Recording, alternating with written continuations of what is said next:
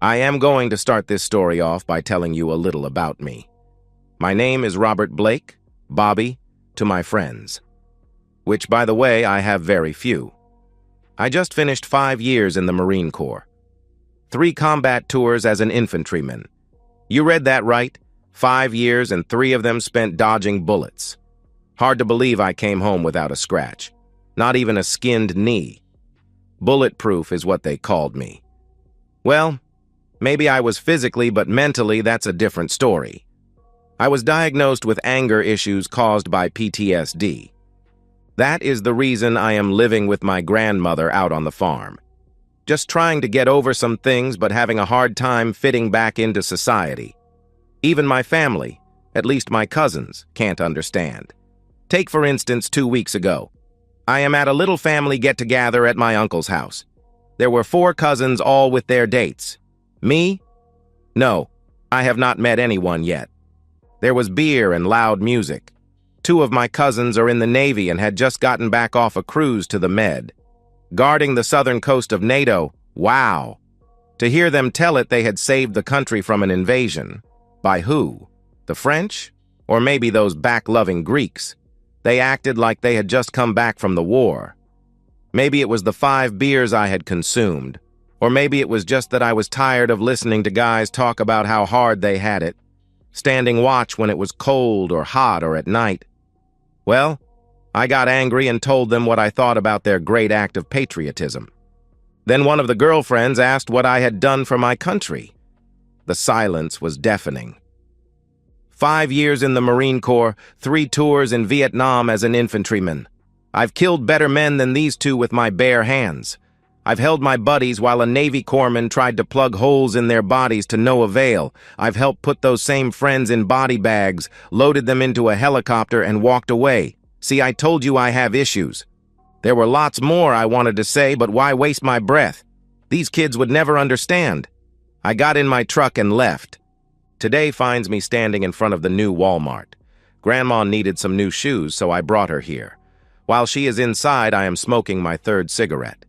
Of course, I am watching my surroundings, a habit I will never get over. My eyes pick up a couple arguing between 2 cars.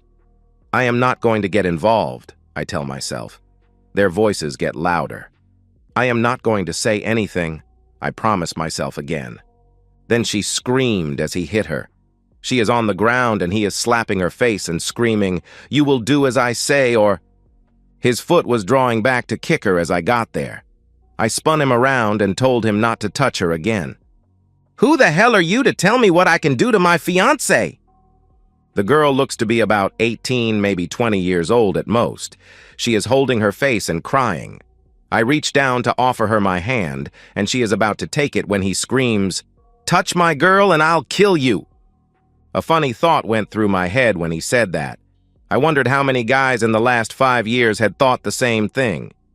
Challenge accepted. I grabbed her hand and pulled her to her feet. I hear him open the door to his truck and the girl screams, "He's got a knife!" I look around and see him standing there with this knife that looks like something out of a Hollywood horror film.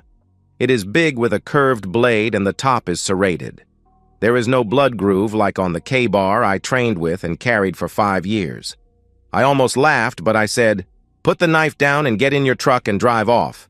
That way you will not have to spend the night in the hospital." Now this idiot is crouching over and holding the knife out in front of him. He starts trading it back and forth from his right hand to his left hand. "I'm going to crave you up, jerk," he said. I do laugh at that. He looks annoyed and lunges at me. I grab his forearm and his wrist and bend it backward. The loud snap is his arm breaking at the elbow. The knife falls to the pavement. He is on his knees holding his useless arm. It will never be the same again. He is screaming to wake the dead, so to shut him up, I kick him under the chin so hard I know his jaw breaks in a couple of places. He is on his back looking up at the sky. I figure he is probably wondering exactly when it was that his day turned to hell. I lean down right in his face and say, "Now listen up, jerk. My name is Robert Blake. If I ever see you again, I will put you in the ground. Do you understand?" His eyes are full of fear, and he nods his head. I looked over at the girl and said, You need to get your future husband to the hospital." I turned to walk away. "He isn't my future husband. He is just an old boyfriend who thinks he owns me. He can lay there until he rots for all I care." About that time, we heard the police cars. The girl says, "You better stick around. Daddy will want a statement from you." "Daddy?" I asked. "He's the sheriff." Well, to make a long story short, I'll just say that Daddy did want a statement. Then he offered me a job. I turned him down. Sue, the girl, was starting her junior year at State, and she went back to school. No, we never went out, and there was nothing more than a thank you offered. I saw her around town sometimes over the next few years, but we just exchanged hellos, nothing more. She was usually with another guy, which I took to be her real fiancé. Let's skip ahead 7 years. I am still living on the family farm. Grandma passed 4 years ago. I have been married 3 years to a really sweet girl I met up in Memphis. We are planning on starting a family soon since my chicken business has really taken off. Let's talk about that for a minute. I went to a meeting at the county agent's office a few years back. The speech was about raising chickens for the new plant a couple of counties over. I decided I could do that on our small farm. We only had 40 acres, but it was on a good road and mostly flat land. I started with one house that could accommodate 20,000 chicks. Today, I have 5 houses and raise over 100,000 chicks at a time. I have done very well for a man with anger issues. But all that changed 2 days ago. I was at a seminar over in Arkansas. My wife did not come with me. She had things she needed to do. Women, right? The first 2 days were informative, but the last day was going to be a couple of speeches that I had heard last year, so I decided to surprise my wife by driving home a day early. The room was paid for another day, so I just left. It was me that was surprised. When I turned onto my road, I saw a strange car parked behind my house. What the hell is this? I cut the engine and coasted up in front of the house. There was no mistaking the noises coming from my bedroom when I entered the house. My wife's voice was unmistakable. She was raised up north and had what the locals called a Yankee accent. I was angry. How could she? We are planning on starting a family. The more I listened to her cries of passion and begging this guy, whoever he is, to not stop and do it harder, my anger was back. I keep a .45 Colt automatic in my office here in the house.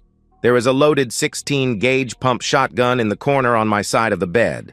The lights were off and the bedroom door was open.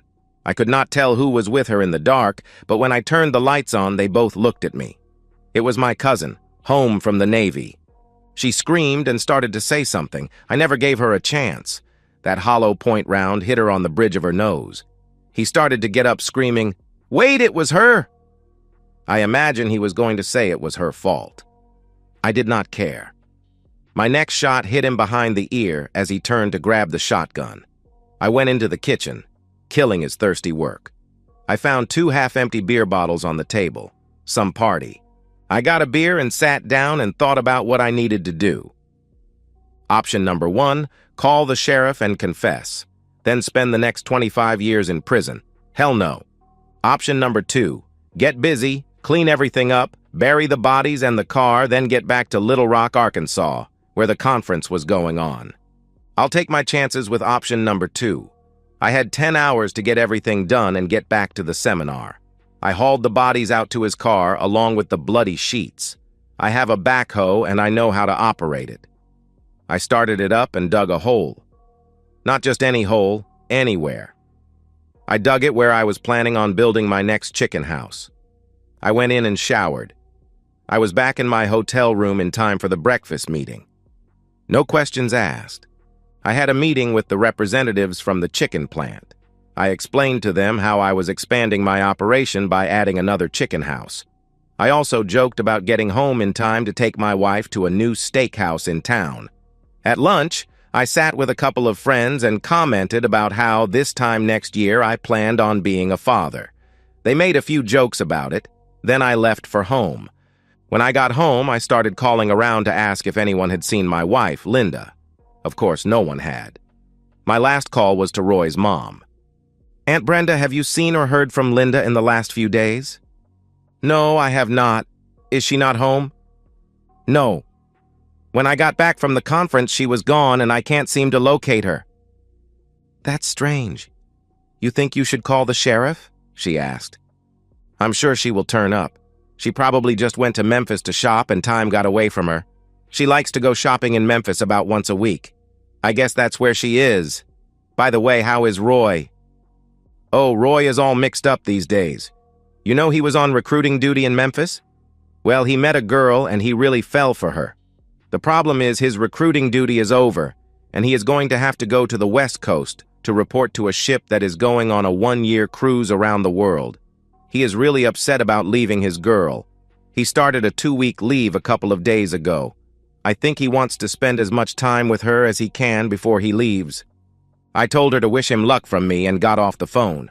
Roy was going to get to spend eternity with his girl under a pile of chicken poop. Monday morning, I called the sheriff and reported Linda missing. He told me to stop by his office and fill out a missing person form. I went to town and filled it out, then talked to him. "Robert, sometimes things happen in a marriage and one person just needs some time. Know what I mean?" "Maybe. Linda was a little nervous about us starting a family. Maybe she just wanted to get away and think about being a mother for a few days without me bothering her. I bet that's it. If she's not back by the end of the week, give me a call and I'll start an investigation." Friday, I called and told him I still had not heard from her. He drove out with a detective from the State Bureau of Investigation. I was supervising the pouring of the concrete floor of my new chicken house. After introductions and a brief explanation of what I knew, the detective asked if he could inspect the house. I told him I was busy, but my housekeeper was there. "The sheriff knows her. Just tell her I said it was okay for them to look around." From the perspective of Lola May. I've worked for Bobby's family for over 40 years as the housekeeper. I even do some cooking when needed. I have taken care of Bobby his whole life. I knew something was wrong when that fat, lazy wife of his told me I could take the rest of the week off after Robert left for that conference. She even paid me for my days off. When I came back the next Monday, I was sure something had happened. You see, the sheets on the bed were changed, and the sheets I had put on last Friday were missing. Gone. Nowhere to be found. Then I noticed a few drops of what looked like blood on the mattress.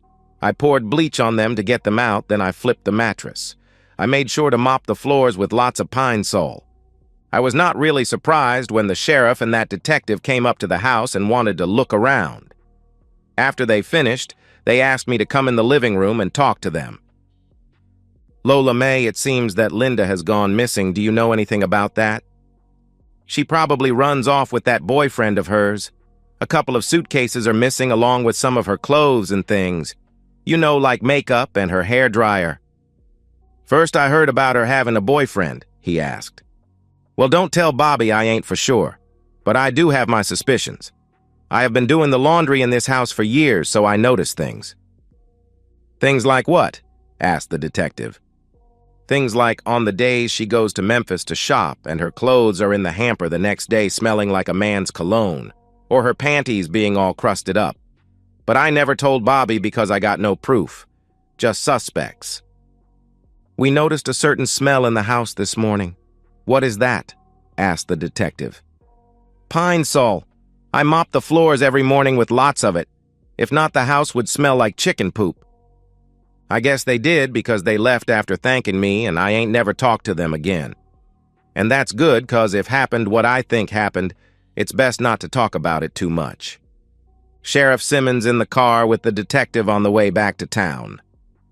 "So what do you think happened?" "The husband killed her. It's always the husband." "I doubt that in this case. I checked his alibi and he checked out. He was in Little Rock until Friday night. Then he called around trying to find her. When I advised him to wait on filing a report, he waited, then came in and filed. Hell, they were planning on starting a family. At least he was. And I might have a line on that boyfriend Lola May was talking about.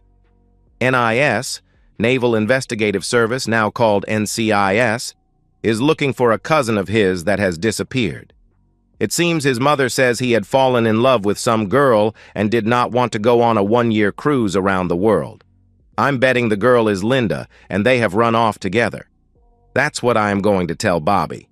I think all these suspects add up to a pretty good circumstantial case of a runaway wife. You know, Sheriff, you are probably right. I imagine she got tired of smelling chicken poop all day and she found a way out. Let's just let the Navy find them hiding out in Miami or Dallas and us not waste our time or budgets looking for them. I'm with you. I have enough problems with these bikers planting marijuana all over the county. I'll tell Bobby tomorrow. Back to the perspective of Robert. The sheriff called me the next day and told me they thought she run off with Roy. He advised me to see an attorney. He recommended his daughter, who had finished law school and had opened an office in town practicing family law. I was really busy with building the new chicken house and with my other chickens, so it was a month before I got to Sue's law office. From the perspective of Linda. I know I'm dead, but I want to tell my side of the story. I think this is a good time. I was born and raised in New York City, Brooklyn to be exact. That's where I got my Yankee accent. In my senior year in high school, my dad, who worked for Federal Express, got transferred to the main office in Memphis. Culture shook. Mom could not take it and moved back to the city. We did not know it at the time, but she had breast cancer. She died about 6 months before I married Bobby. Dad was killed in a traffic accident a year before I died. Now a little about me. I am stout, not fat, but at 5'4" and 145 pounds. I was never going to be a runway model. And for those of you who are wondering about it, no, I am not a virgin. Hey, it's 1976, for God's sake. How many 19-year-old virgins are there? Dad would not let me lay around the apartment all day, so I got a part-time job waitressing. That's where I met Bobby. He came in late one night on his way home and sat in my section. He ordered a cup of coffee and lit a cigarette. Smoking was permitted back then. He looked nervous, so I took a break and sat with him. He got to talking and told me about his anger issues caused by the war. I held his hand and he seemed to calm down. He has the softest blue eyes. We talked until my manager demanded I get back to work or he was going to fire me. Bobby understood and I let go of my hand. He asked me out for the next night. I had to work, but I was off 2 nights later and he picked me up in his truck, a redneck. I had never been in a pickup truck in my life. This was new, fun, and exciting. We had a whirlwind romance. The first time we made love was so good. The second time we were at his house for the weekend, and I loved it. Again, the first time I ever spent the night outside of a city. Country living. I love it. We were married 4 months after our first date. Now it is 2.5 years later. Country living is not so great for this city girl. Do you know there is no pizza delivery out here? And to get to a mall, it is an hour drive. It was Christmas time, and we were invited to one of his aunts for a party. Actually, more of a family reunion. One of his cousins was home from the Navy. Bobby and this cousin Roy did not seem to be really friendly, but I blew it off. It was something about Navy men and Marines, I think. Anyway, I enjoyed talking to Roy. He had been all over the world and visited cities like Rome, Venice, Paris, and London. I was enthralled just listening to him. He told me he was on recruiting duty in Memphis, and if I could get away, he would take me to lunch and we could talk some more. I decided not to tell Bobby about this. It was the first week of January, and it was cold. Bobby and his crew were cleaning out one of the chicken houses, and the smell of poop was in the air. I was restless, and I decided to go to Memphis, so I called Roy. Maybe lunch and some talk would get me in a better mood, right? Our maid, Lola May, just smirks when I tell her to make fried chicken before she leaves. Bobby likes her fried chicken better than mine anyway. I don't think she likes me very much. She is like a mother-in-law, always critiquing what I do. On the way, I called Roy from a payphone, and we decided to meet at a little cafe. He asked if Bobby knew I was having lunch with him. Of course not, I asked about his girlfriend. She was engaged to another when he came back after his last cruise. He talked a little about his job in the Navy. It was very important sounding. Then he wanted to know if I would like to see his apartment. Sure. Now, Roy was not a great lover. This was just fun. Something to get me off the farm and away from that smell. It became a once-a-week thing for me. I still loved Bobby and I want to have his kids. I just needed a break from being bored to death out on the farm. Lola May did all the housework and most of the cooking. I sat on my back watching soap operas all day.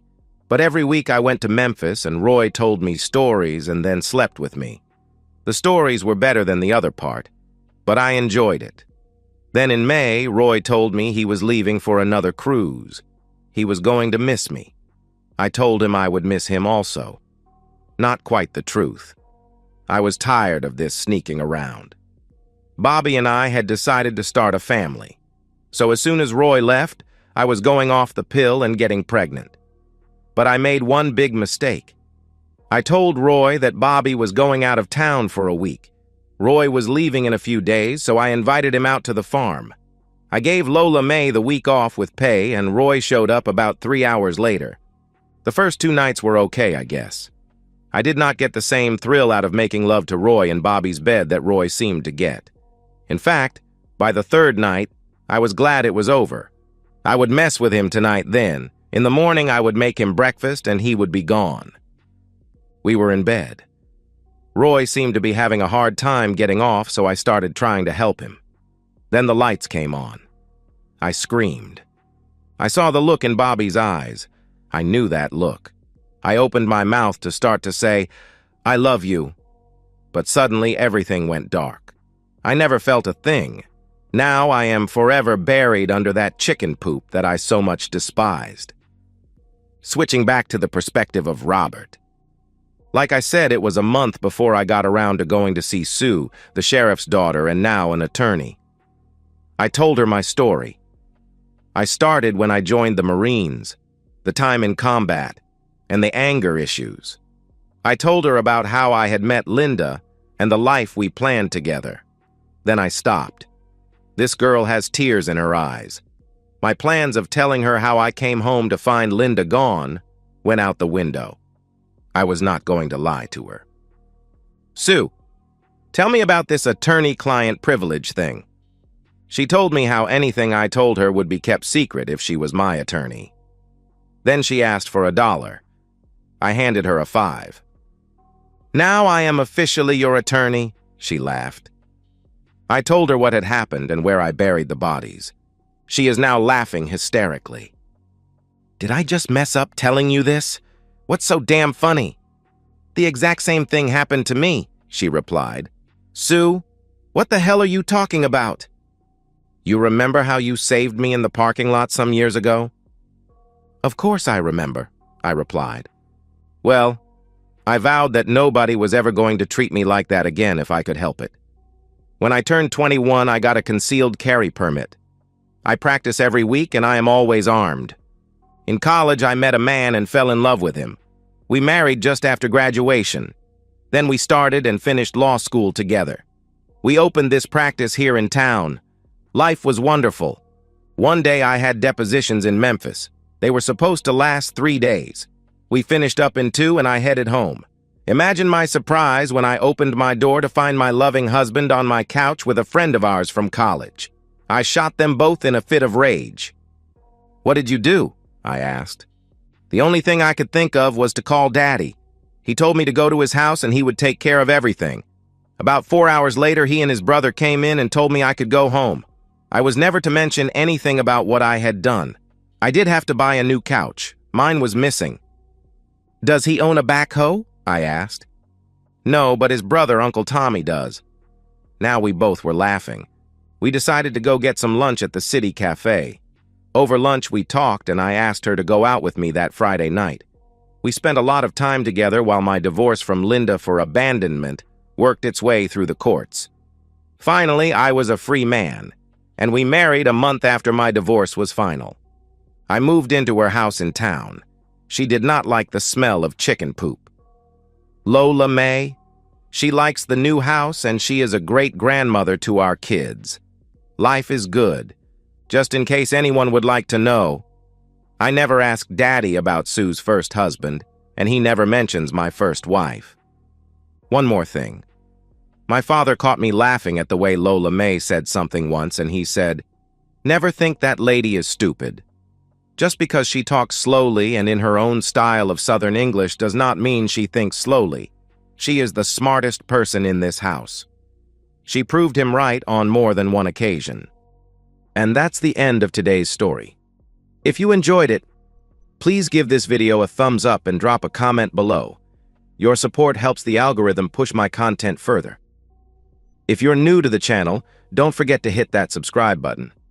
It really helps me keep creating more stories for you. Thanks for watching, and I'll see you in the next one.